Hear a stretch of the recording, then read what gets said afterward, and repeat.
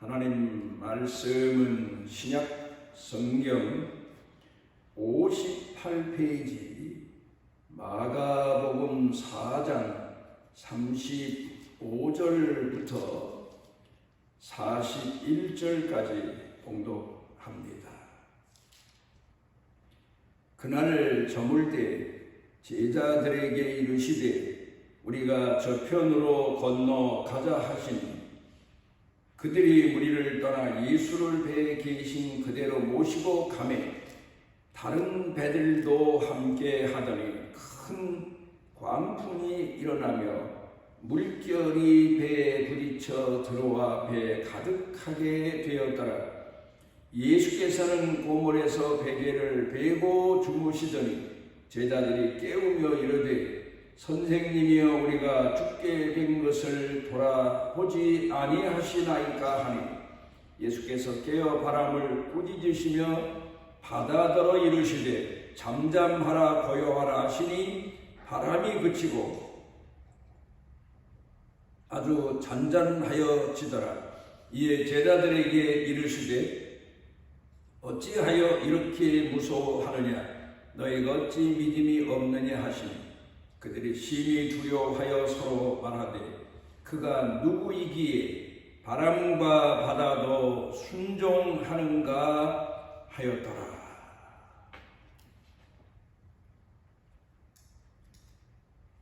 제가 예전에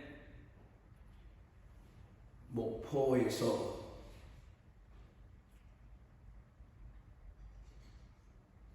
영산도라고 하는 작은 섬을 찾아가는데 흑산도를 거쳐서 갑니다. 목포에서 배를 이제 타는데 그때도 자세히 보진 못했습니다. 같이 배를 타는 사람들이 깡통을 하나씩 가지고 타는 걸 몇 사람을 본 기억이 납니다. 그리고 배를 탔는데 배가 넓은 바다에 나가니까 파도가 그렇게 배가 못 갈 정도로 심한 건 아닌데도 배가 출렁하기 시작하는데 사람들이 여기저기서 토하느라고 가지고 탔던 깡통에다 토해내느라고 법석입니다.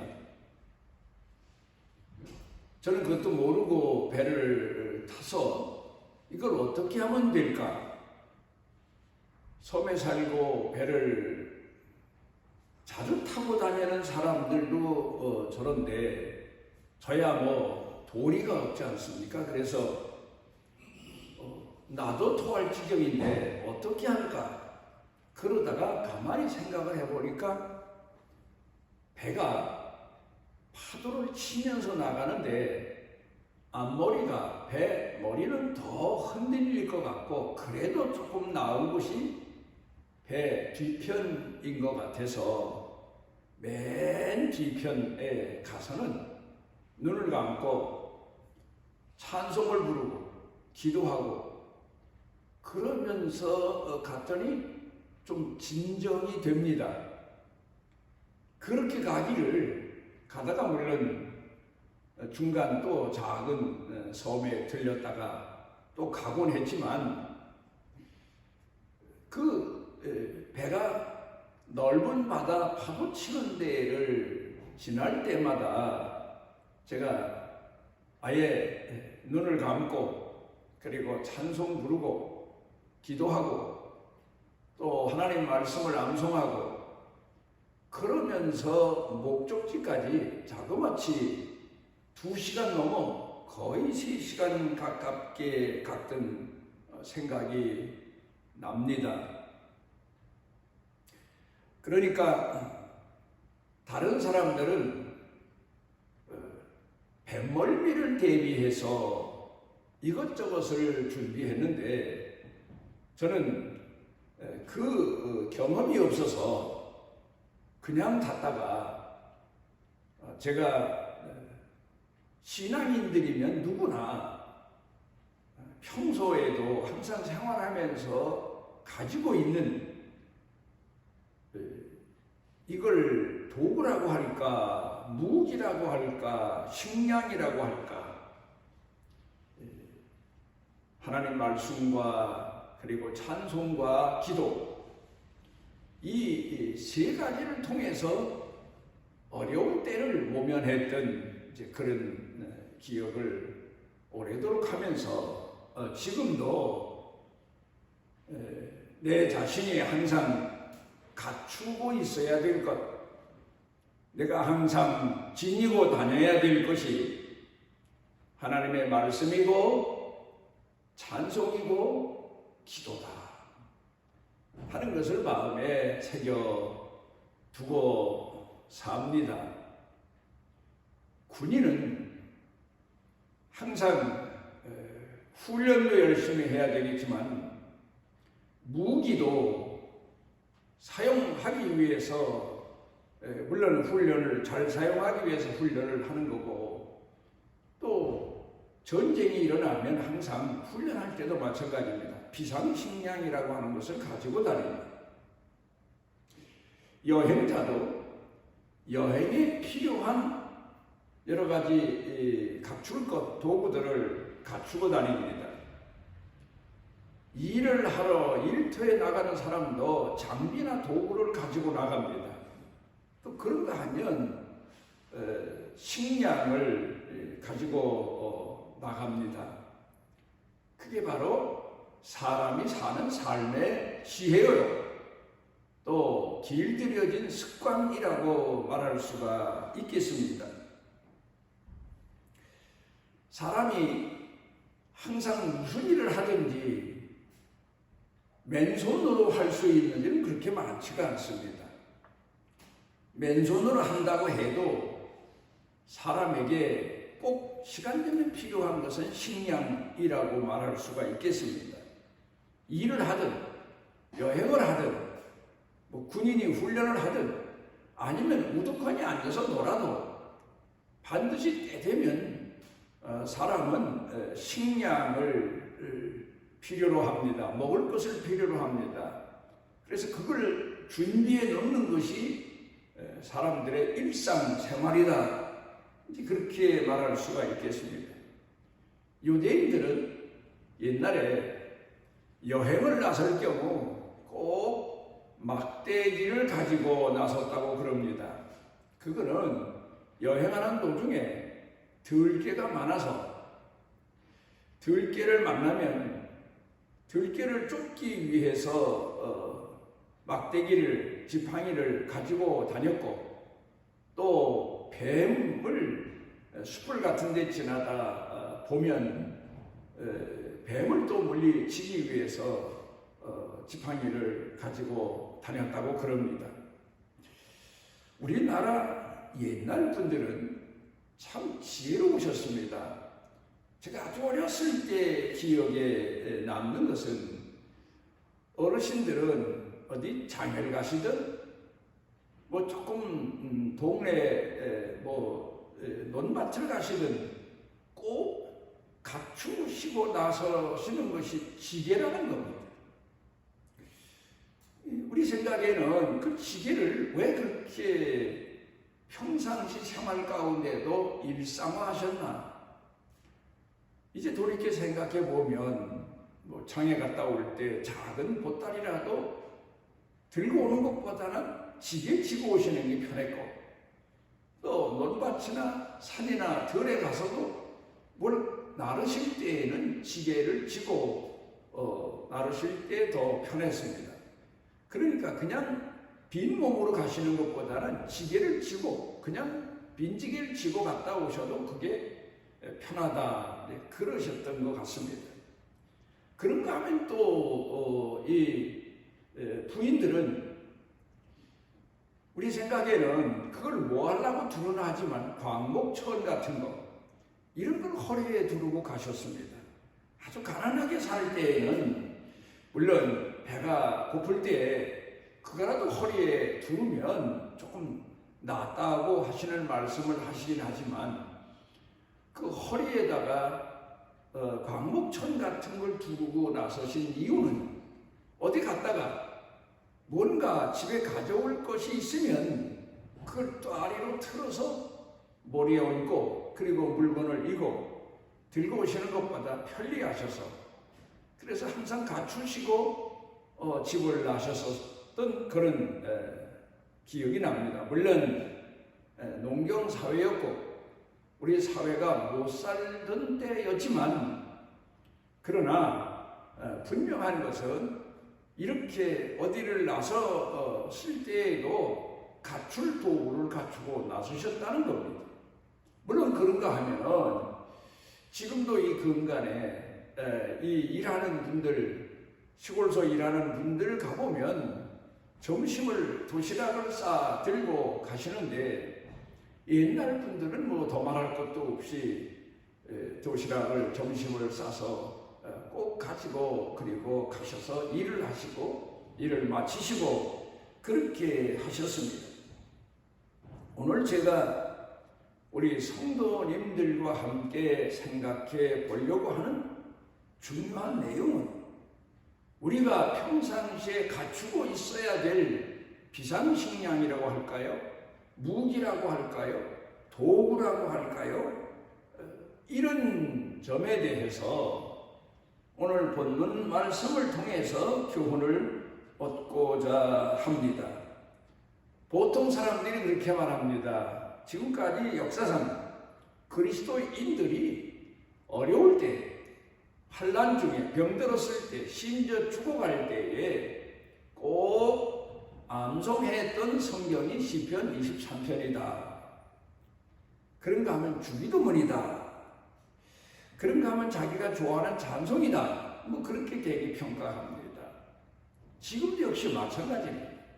이 양식은 신령한 양식과 같아서 옛날이나 지금이나 시대가 변하든 어쨌든 사람이 이 땅에 사는 동안에는 꼭 필요한 신앙인들이 꼭 갖추어야 될 비상식량 그리고 또 어렵고 힘들 때에 그 문제를 해결하는 도구요, 장비요, 방패라고도 말을 할 수가 있겠습니다. 우리가 뭐 역사적으로도 압니다마는 저 몽골의 징기스칸이라고 하는 사람은 세계를 정복하는데 역사상 제일 넓은 땅을 정복한 영웅이다. 뭐 그렇게 사람들이 말을 합니다만 그 비결은 바로 군대들이 몇십 리를 가든 몇백 리를 가든 몇천 리를 가든 비상식량을 자기 타고 다니는 말에다가 싣고 다닐 수 있었기 때문이라는 거예요. 소 한 마리를 잡아서 그 소를 말리면 그 고기를 말리면 그게 비상식량으로 자기 타고 달리는 말에다가 싣고 천리도 만리도 달려가면서 지치지 않을 수 있고 때 되면 그걸 물에 불려서 먹거나 먹으면서 달려도 그게 몸에 양식이 돼서 그래서 다른 군대들과 전쟁할 때 이 식량 배달이 잘 안 돼서 다른 군대들은 지치는데 이 몽골 군인들은 몇백 리 몇천 리도 뒤에서 식량 배달을 후방에서 해주지 않아도 끝까지 싸울 수 있어서 세계적으로 제일 많은 넓은 땅을 정복할 수 있었다. 뭐 그렇게 학자들이 평하고 있습니다. 우리 신앙인들이 오늘을 살면서 이 힘든 세상, 뭐 옛날부터 마지막 때다, 환난의 때다, 뭐 이런 얘기를 많이 합니다만은 살기가 힘들고 신앙생활하기 힘들다는 그런 표현 고백일 수도 있습니다. 그런데 우리가 꼭 갖춰야 될 것, 그걸 오늘 한번 깊이 마음에 새겨 두셨으면 합니다. 마태복음 14장에 보면은 어머니가 이 사실을 우리네 어머니들도 옛날에 그랬지만 자기 아이에게 가르쳐 준 그런 아주 교훈의 얘기가 잘 기록이 되어 있습니다. 많은 사람들 예수님을 따라 나서서 그 말씀을 듣고 또 병도 치료받고 그리고 감동도 하고 그러면서 따라다니는데 어떤 경우에는 그냥 옛날에는 가난해서 그렇게 많은 것을 가지고 지니고 식량을 지니고 때 되면 먹을 식량을 지니고 예수님을 따라 다닐 만한 형편이 별로 그렇게 좋지 않았습니다. 그래 아마도 예수님을 따라다니다 보니까 며칠이 되는지는 몰라도 가져온 양식이 다 떨어졌습니다. 그런데 한 아이가 보리떡 5덩이, 물고기 2마리, 물론 말린 겁니다. 말하자면 비상식량을 가지고 있었던 겁니다. 그걸 생각해 보면 그 아이 어머니가 분명 내가 예수님을 따라다니는데 며칠씩 따라다니는데 필요할 거다 해서 물고기 2마리, 보리떡 5덩이만 싸준 건 아닐 것 같습니다. 제 생각에, 제 추측에는 며칠을 따라다니는 동안 다 먹고 나머지가 그것밖에 남지 않았는데 사람들이 식량이 다 떨어져서 아우성인 걸 눈여겨보고 예수님도 시작하실 거다 해서 예수님께 제자를 통해서 드리려고 했지 않았나 생각해 봅니다. 이렇게 우리는 우리 자신도 우리 삶에 필요한 도구, 장비, 그런가 하면 비상식량, 사람들이 옛날부터 그렇게 말하지 않습니까? 사람 사는데 필요한 것은 3가지다. 의식주다. 그렇게 말합니다. 의복이 있고 양식이 있고 거처할 곳이 있고 그래서 우리 그리스도인들은 항상 주택은 우리가 지니고 다닐 수 없지만 한국에는 다행히 여기저기 가는 곳마다 하나님께서 마련해 놓으신 하나님의 집이 있으니 2가지만 준비하면 됩니다. 그건 바로 의복이요 양식인 우리가 갖추어야 될 영적인 양식이요 영적인 의복이요 영적인 장비요 영적인 도구요 이런 것들이라고 생각합니다. 그래서 머리가 아무리 나쁜 사람도 예수를 믿고 나면 계속 교회 오르내리다가 자연적으로 기억 속에 새겨지는 게 있습니다. 왜냐하면 교회가 예배드릴 때마다 신앙 고백하지요. 또 주기도문 또 암송하지요. 그러니까 이 주기도문을 암송하게 되는데 이게 바로 우리 신앙인들에게는 얼마나 큰 무기도 되고 비상식량도 되는지 모릅니다. 그런가 하면 사람들이 늘 암송을 잘하는 시편 23편도 우리 예수 믿는 사람에게는 일생의 신앙 고백과도 같지만 하나님 앞에서 우리의 현대 형편을 아뢰며 위로받는 기도이기도 하고 찬송의 내용이기도 하고 또 하나님의 말씀이기도 한 겁니다. 우리는 이런 것들을 갖추고 다녀야 됩니다. 지니고 다녀야 됩니다. 그렇지 않으면 요새 흔히 하는 얘기가 이런 얘기를 많이 하죠. 돈만 있으면 된다. 물론 사람의 육신이 살아가는 데는 돈으로 소통되는 세상을 우리가 살고는 있지만 영적으로는 그렇지가 않습니다. 영적으로는 아주 위험스러운 여러 가지 여건들이 우리 주변에 늘비합니다. 옛날에 아이들이 학교 주변에 불량식품이라는 이제 그런 위험이 많았다. 그렇게 경고하고 아이들을 가르치고 또 실제로 그런 음식을 파는 사람도 있었습니다만 지금은 그 이상의 어두운 사단의 세계에서 예수 믿는 사람들에게 유혹하고 또 그들이 주려할 때 목말라 할 때 그들을 유혹하고 또 그들을 넘어지게 하고 또 그들을 이단에 빠지게 하는 그런 위험 요소가 우리가 사는 이곳에 얼마나 많은지 모릅니다. 젊은이들이 자라 성장하게 되면 부모들이 늘 부탁하는 게 향락갑니다. 활락갑니다. 그런가 하면은 술을 마시되 적당히 마시도록 그렇게 권고하지 않습니까? 알코올 중독되면 구하기가 힘들다. 살아나기 힘들다. 또 그런가 하면 그 다음에 우리 사회가 점점 더 국제화되다 보니까 그때 가서 문제되는 게 뭔가 하면 아편입니다. 요사이는 우리나라 사회 젊은이들 뿐만 아니라 수많은 사람들이 바로 이 알코올 중독 또 그런가 하면 아편 중독에 노출됐다는 겁니다. 이걸 늘 경계해야 됩니다. 이거는 돈만 가지고 해결될 수 있는 문제가 아닙니다. 경각심을 가지고 스스로 분별하지 않으면 안 됩니다. 마찬가지로 영적인 양식을 아무리 내가 갖추고 산다 하더라도 거기 경각심을 갖지 않으면 이단에게 유혹되고 미혹돼서 영혼까지 망치는 그런 사람들을 수없이 많이 보게 됩니다.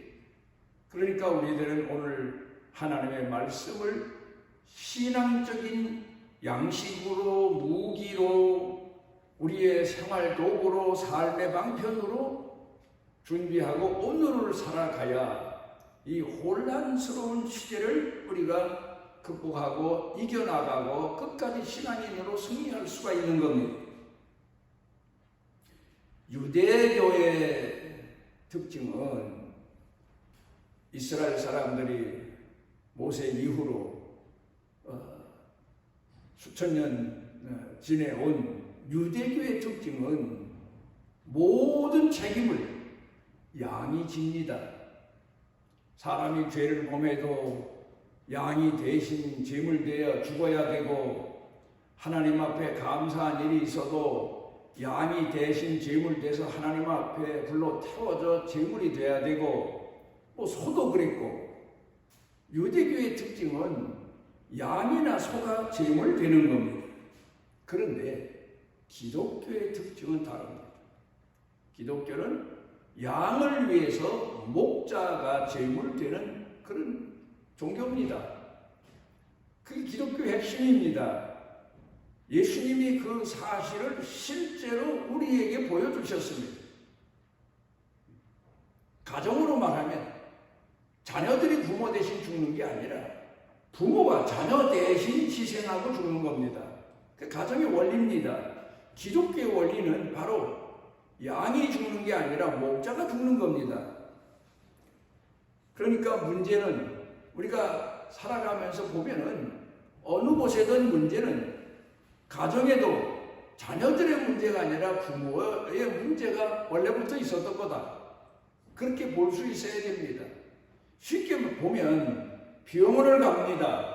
환자의 문제입니까? 의사의 문제입니까? 분명 문제는 의사입니다. 의사가 환자를 살려내지 못하는 게 문제입니다. 환자는 환자입니다. 자기 스스로 자기를 고칠 수가 없습니다. 그러니까 병원에 가면 문제는 의사입니다. 그런 것처럼 우리가 살아가면서 보면은 문제는 사람들이 생각지 못하는 곳에 있다는 사실이에요. 또 우리 기독교는 양의 문제가 아니라 목자의 문제다. 그래서 목회하는 사람은 모든 양들의 문제를 책임지고 하나님 앞에서 기도하고 또 하나님 앞에서 말씀으로 위로하기에 준비하고 돌보고 치료하고 그렇습니다. 우리가 목장을 봐도 짐승의 문제입니까? 목장주 목장을 돌보는 사람의 문제입니까? 농사도 그래요. 땅의 문제입니까? 농사꾼의 문제입니까? 농사꾼의 문제입니다. 그런데 성경을 통해서 또 하나 우리에게 가르쳐 주는 게 있습니다. 그게 뭔가 하면 우리는 보통 살면서 힘들 때 남이 나를 괴롭힌다고 생각합니다. 남이 나를 이렇게 힘들게 한다고 생각합니다.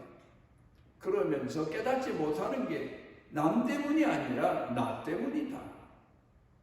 내가 부족해서, 내가 모자라서, 내가 어리석어서, 내가 마음이 넓지 못해서, 내가 겸손하지 못해서, 내가 하나님 앞에 바로 서지 못해서 모든 문제를 나에게서 찾는 종교가 바로 기독교입니다.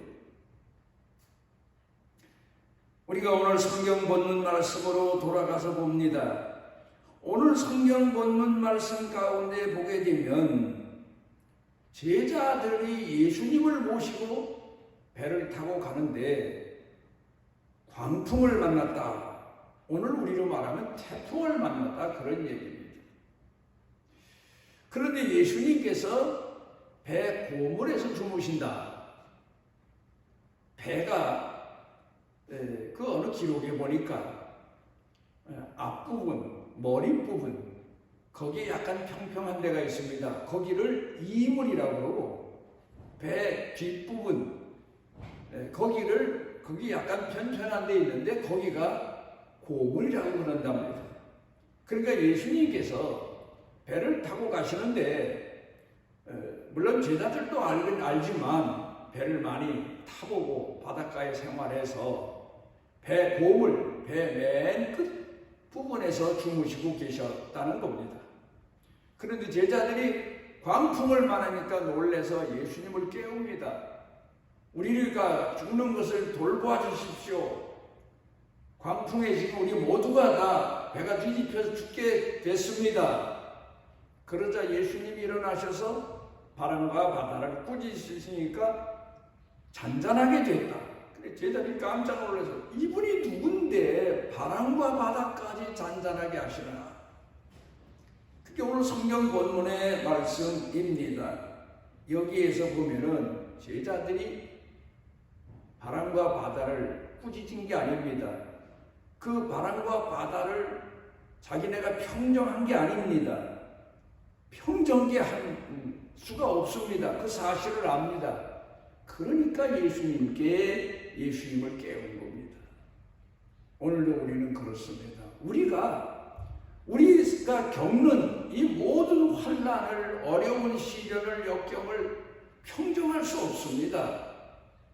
물론 우리가 내 자신이 해야 될 일은 열심히 하고 책임은 지지만, 그러나 그 이상의 일들이 얼마나 많습니까?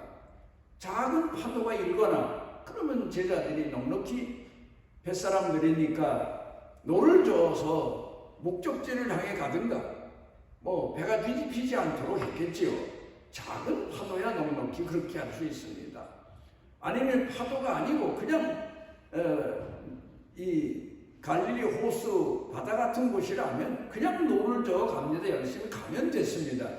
그런데 광풍은 자기네 힘으로 해결할 수가 없었어요. 그래서 예수님을 깨운 겁니다. 그래서 예수님이 일어나셔서 바다와 바람을 잔잔케 하셨다.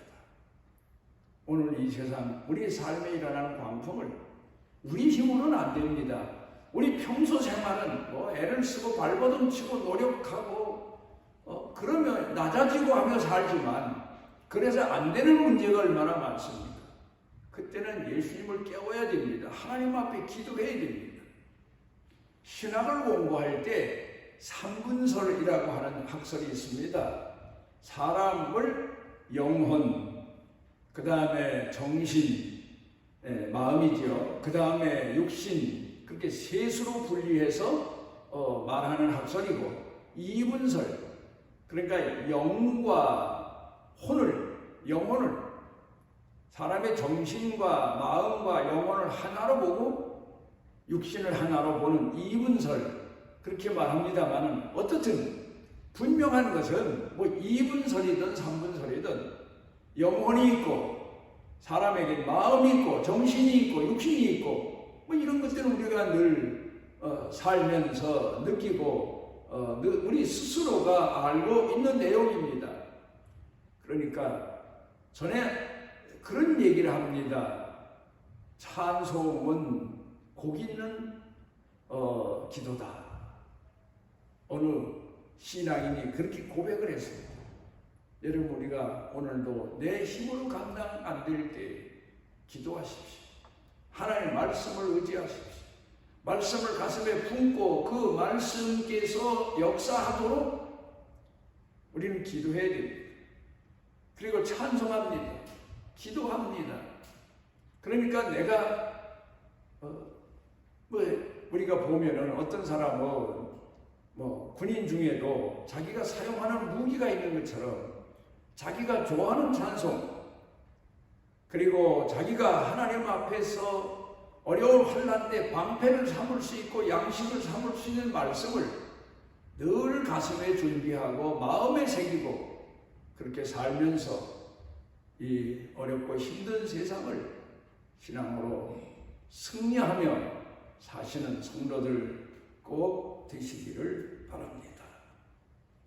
하나님, 오늘 이 혼란스러운 세상을 하루에도 몇 번씩 생명의 위험을 받는 세상을 우리가 살아갑니다.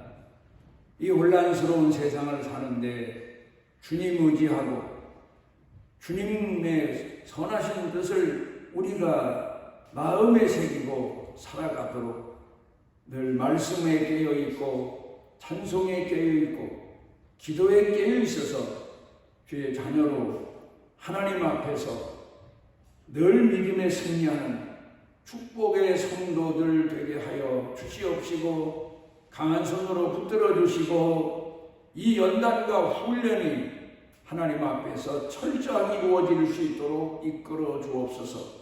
예수님 이름으로 기도드리옵나이다. 이스라엘의 하나님 여호와께서 그 날개 아래 보호를 받으러 온 내게 온전한 상 주시기를 원하노라. 우리와 함께 하시고 우리를 양육하시고 우리 삶에 늘 선한 목자가 되시는 우리 주 예수 그리스도의 무한하시는 해와 우리를 사랑하시고 영원토록 사랑하시는 아버지 하나님의 만극하신 사랑과 우리 속에 내재하셔서 찬송하게 하시고 기도하게 하시고 말씀으로 양식을 삼게 하시고 늘 주를 의지하게 하시는 성령님의 능력의 은총이 사랑하는 자녀들 생각과 마음과 영과 육과 사는 생활 일터 경영 온 가족 식구들 그리고 온 교회 성도들 모두에게 이제부터 영원토록 함께 하시기를 축원하옵나이다.